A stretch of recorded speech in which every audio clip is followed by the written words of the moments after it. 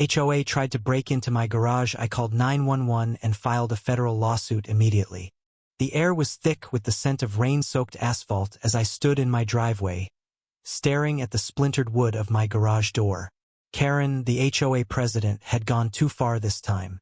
For months, she'd been a thorn in my side, issuing fines for my untrimmed hedges, my non-compliant mailbox, even the shade of my curtains. But this was personal.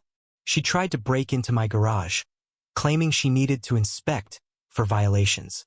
I wasn't buying it. My heart pounded as I dialed 911, my voice shaking but resolute. What followed was a whirlwind of betrayal, defiance, and a bitter fight for justice that tore our quiet cul-de-sac apart. It started innocently enough. When I moved into Willow Creek, I wanted a fresh start after a messy divorce. The neighborhood was picture-perfect: manicured lawns, friendly waves, kids on bikes.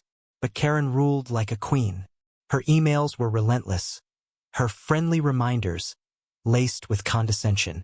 My first offense was parking my car an inch over the line. Then it was my dogs barking. Each fine felt like a jab, but I paid them, kept my head down. I didn't want trouble. Not until the garage incident.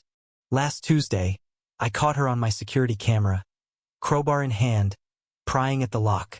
My garage wasn't just storage. It held my late father's tools, his old records, memories I couldn't replace.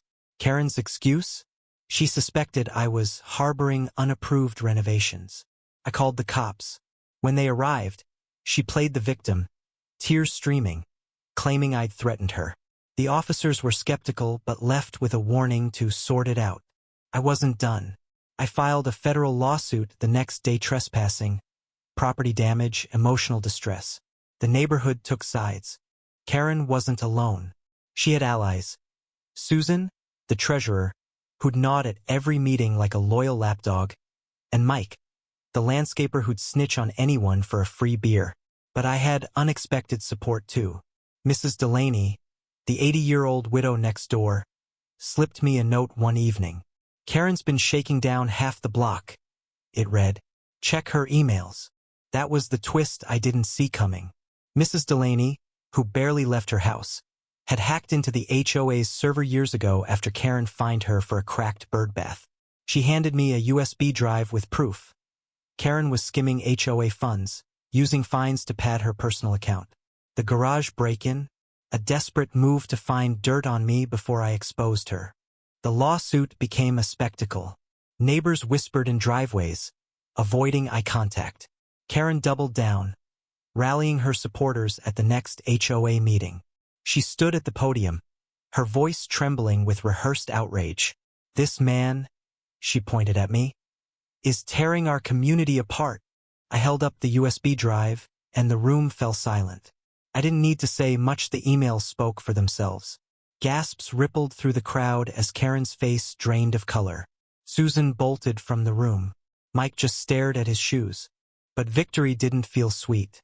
The lawsuit drained my savings, and the neighborhood was fractured. Friends stopped talking. Kids no longer played in the street. Mrs. Delaney moved to a retirement home, saying she was tired of the drama. I won the case. Karen was fined, forced to resign, and ordered to pay damages, but the money couldn't fix what was broken. My garage door was repaired, but every time I opened it, I saw her crowbar marks, a reminder of how trust can erode overnight. The real sting came later. At the courthouse, Karen's daughter approached me, eyes red. She was barely 20, clutching a stack of legal papers. "She's not a monster," she said. "She's just lost." I learned Karen's husband had left her. Her business was failing, and the HOA was her last grip on control. It didn't excuse her, but it humanized her. I felt a pang of guilt, not for the lawsuit, but for the community we'd all let fester under her reign. We'd all played a part, me with my silence, others with their complicity. Now the cul-de-sac is quiet, but it's a hollow kind of peace. I walk past Karen's house sometimes, its windows dark, her car gone. The HOA is under new leadership, but the scars remain. I keep my father's tools locked away, safe but untouched, a reminder of what I fought for and what I lost. Justice came, but at a cost. It wasn't just about a garagite, it was about pride, power, and the fragile threads that hold a community together. What would you have done? Was I right to fight, or did I fuel the fire? Share your thoughts on where justice lies in a community torn by mistrust.